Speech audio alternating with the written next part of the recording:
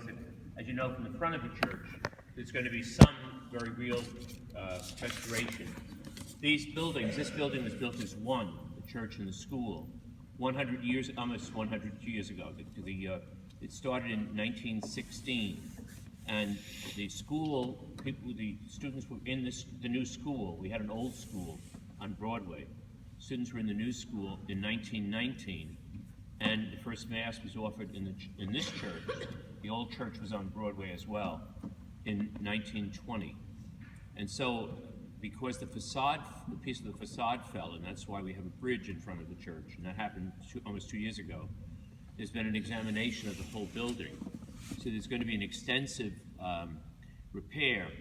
It's going to be a major fundraising campaign too. But it will include part of the school. It's not, I don't think the front of a school, there had been some work done on the facade, and what was looked at, I think, is fine there, from what I understand.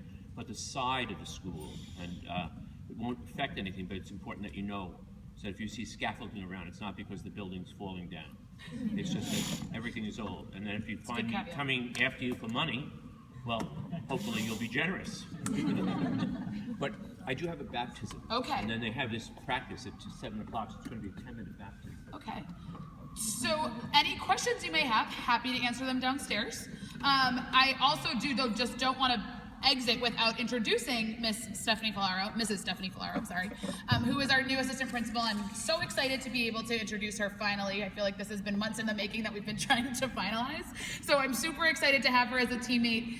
She'll be starting with us officially over the summer, but you'll see her kind of around the building at different events this spring. So please join me in welcoming her.